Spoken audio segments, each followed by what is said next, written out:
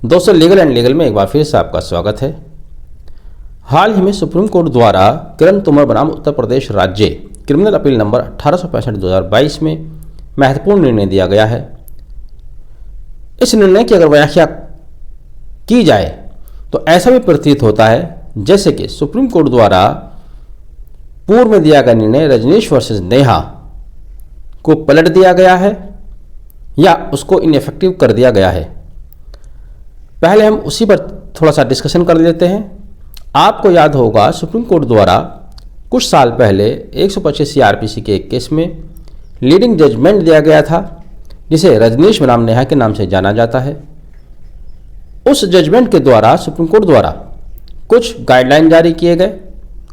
उन्हीं गाइडलाइन के आधार पर तब से लेकर आज तक भारत के न्यायालय में जहां भी 125 CRPC के मुकदमे पेंडिंग हैं, नए फाइल हो रहे हैं, इसके अलावा डोमेस्टिक वायलेंस एक्ट या सेक्शन 25 हिंदू मैरिज एक्ट के तहत जो भी मुकदमे नए आ रहे हैं, लंबित हैं, उनमें रजनीश बनाम नेहा का महत्वपूर्ण रोल रहता है। उसी के लाइट में न्यायालय द्वारा निर्णय दिए जाते हैं। लेकिन अब जिस निर्णय की हम बात कर रहे हैं, जो कि बिल्कुल रिसेंटली सुप्रीम कोर्ट की बेंच जस्टिस DY चंद्रचूड़ और हिमा कोहली द्वारा डिलीवर किया गया है किरण तोमर बनाम उत्तर प्रदेश राज्य में, जिससे ऐसा प्रतीत होता है कि जैसे सुप्रीम कोर्ट द्वारा रजनीश बनाम नेहा में दिए गए निर्णय को पलट दिया गया है या उसे किसी हद तक इनइफेक्टिव कर दिया गया है। रजनीश बनाम नेहा निर्णय की खास बात क्या थी यह भी आप जानते हैं। उस निर्णय में जो गाइडलाइन दिए गए थे उसके आधार पर प्रत्येक क्लेम के केसेस में जो कि मैट्रिमोनियल डिस्प्यूट से अराइज होते हैं, वहाँ पर एक सर्टिफिकेट फाइल करना होता है जो कि assets and disclosure of assets and liabilities का सर्टिफिकेट होता है और एक एफिडेविट की शक्ल में होता है। एक डिटेल शपथ पत्र है जिसका मुख्य उद्देश्य न्यायालय के समक्ष यह लाना है कि एप्लीकेंट और अपोजिट पार्टी की हैसियत क्या है, जो खर्चा चाहते हैं, एलिमोनी चाहते हैं, उनकी फाइनेंशियल पोजीशन कैसी है, जिनके ऊपर भार डाला जा रहा है उसकी फाइनेंशियल पोजीशन कैसी है, जिसके लिए उसको अपनी तमाम एसेट्स और लायबिलिटीज़ डिस्क्लोज करनी होती हैं और साथ में 3 अलग अलग अवधियों के इनकम टैक्स रिटर्न फाइल करनी होती है। जब किसी व्यक्ति की हैसियत डिसाइड करनी होती है तो 2 ही मुख्य आधार अभी तक रहे हैं। पहला उसकी संपत्ति जो उसके पास है, दूसरा उसका इनकम टैक्स रिटर्न। और आजकल इनकम टैक्स रिटर्न का दायरा इतना ज़्यादा बढ़ गया है जो बैंकों से भी इंटरलिंक हो गए हैं, ऑनलाइन इंटरलिंक हो गए हैं। यानी कि जब आप इनकम टैक्स रिटर्न फाइल करते हैं तो उसमें आपके बैंक अकाउंट्स में कितना बैलेंस है, क्या ट्रांजेक्शन है, उसकी समरी भी आ जाती है। तो कुल मिलाकर ये माना जा रहा था अब तक कि आपकी इनकम टैक्स रिटर्न आपके हैसियत का, आपकी आय का, आपके मंथली इनकम या सालाना इनकम का एक महत्वपूर्ण दस्तावेज है। लेकिन हालिया जजमेंट में सुप्रीम कोर्ट ने उसी को खारिज करते हुए कहा कि इनकम टैक्स रिटर्न ज़रूरी नहीं कि सही आय दर्शित करे। सुप्रीम कोर्ट ने कहा है कि इनकम टैक्स रिटर्न से दर्शाई गई आय ज़रूरी नहीं कि वह सही हो, इसलिए न्यायालय को केवल उस पर भरोसा नहीं करना चाहिए बल्कि और ज़्यादा होलिस्टिक अप्रोच अपनानी चाहिए। अभी आपको कुछ मज़ा नहीं आ रहा होगा क्योंकि आपको नहीं मालूम कि केस आखिर है क्या। केस पहले थोड़ा सा ब्रीफ कर दें। यह मामला डिस्ट्रिक्ट गौतम बुद्ध नगर फैमिली कोर्ट के निर्णय के बाद सामने आया, जिसमें फैमिली कोर्ट ने 11 मार्च 2022 को आदेश दिया था कि वह कंप्लेनेंट को 20,000 रुपये महीना तथा उसके 2 बच्चों को 15,000 रुपये महीना मेंटेनेंस दे। डिस्ट्रिक्ट कोर्ट गौतम बुद्ध नगर द्वारा ये कहा गया था कि वादी ने, अपोजिट पार्टी ने, रेस्पोंडेंट ने अपनी इनकम को छुपाया है। वह कॉन्ट्रैक्टर है, अपने पिता के साथ कारोबार करता है।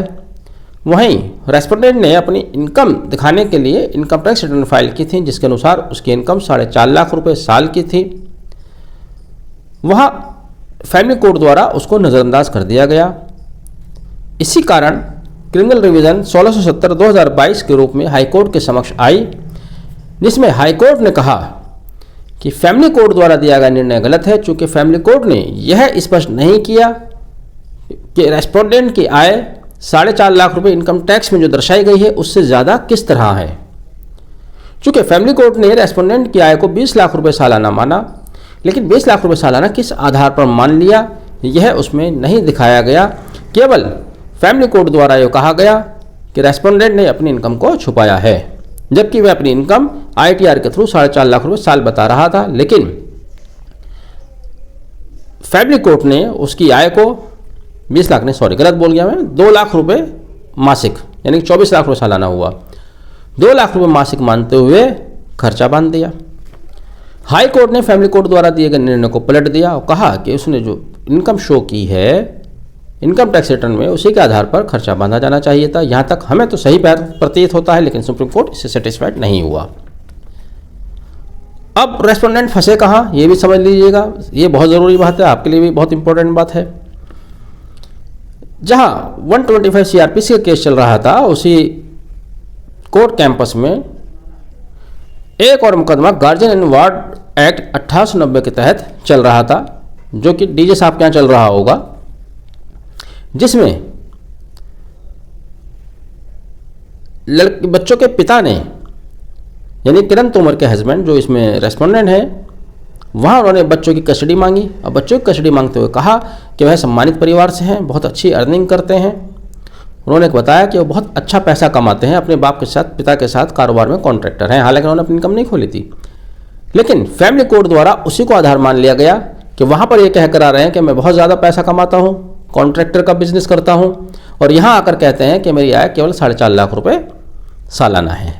इस आधार पर तो यहाँ फैमिली कोर्ट ने एक तरह से प्रिज्यूम किया कि इनकी आय ज़्यादा होगी, जबकि उन्हें मानना यह चाहिए जो एविडेंस दिया गया है, एविडेंस जो सामने आ रहा था वो ITR थी, इनकम टैक्स रिटर्न थी। सुप्रीम कोर्ट ने हाईकोर्ट द्वारा दिए गए रिवीजन पर निर्णय को पलट दिया और उस रिवीजन को रिस्टोर कर दिया। सुप्रीम कोर्ट का मानना यह था कि हाई कोर्ट ने फैमिली कोर्ट के निर्णय को रिवर्ट करते हुए गलती की है। हाई कोर्ट को होलिस्टिक अप्रोच अपनानी चाहिए और इस आधार पर सुप्रीम कोर्ट द्वारा हाई कोर्ट के निर्णय को पलट दिया गया। क्रिमिनल रिवीजन 1670/2002 को रिस्टोर कर दिया गया, जबकि आमतौर से सही प्रतीत होता है। फैमिली कोर्ट का निर्णय गलत लगता है देखने में, चूँकि फैमिली कोर्ट ने निर्णय दिया था प्रिजम्पशन के आधार पर, जो सबूत उसके सामने रखे गए उनके आधार पर नहीं दिया गया। रजनीश वर्सेस नेहा में जब इनकम टैक्स रिटर्न को एक आधार माना गया है इनकम शो करने का, तब उसी आधार पर उनको खर्चा बांधना चाहिए था, एलिमोनी फिक्स करनी चाहिए थी, मेंटेनेंस फिक्स करना चाहिए था, लेकिन उन्होंने ऐसा नहीं किया। उन्होंने 20 लाख रुपए की अमाउंट, 2 लाख रुपए महीना की अमाउंट नहीं मालूम कहाँ से उठाई और उसके आधार पर मेंटेनेंस फिक्स कर दिया। हाई कोर्ट ने उस फैसले को गलत मानते हुए रिवर्ट कर दिया, लेकिन सुप्रीम कोर्ट की नज़र में ऐसा लगता है कि फैमिली कोर्ट द्वारा दिया गया निर्णय ज़्यादा सही है। इसीलिए उन्होंने हाई कोर्ट के निर्णय को, क्रिमिनल रिवीजन को रिस्टोर करते हुए पुनः हाई कोर्ट को भेज दिया, कहा है कि उस पर पुनः विचार करें और हॉलिस्टिक अप्रोच अपनाएं। ये हॉलिस्टिक अप्रोच क्या होगी जब आपके पास एविडेंस है, ITR है। बहरहाल कुल मिलाकर हम ये कह सकते हैं कि इस निर्णय के बाद से आप अगर न्यायालय के समक्ष ITR पेश करते हैं कि साहब मेरी आय इतनी है, तो वह एक मजबूत आधार नहीं रहने वाला इस निर्णय के लाइट में, क्योंकि इसमें सुप्रीम कोर्ट ने कहा है कि ज़रूरी नहीं है कि इनकम टैक्स रिटर्न सही आय दर्शाती हो। बहरहाल आपने वीडियो आखिर तक देखा, बहुत बहुत धन्यवाद, थैंक यू। पसंद आए तो लाइक और शेयर करना भी नहीं भूलिएगा।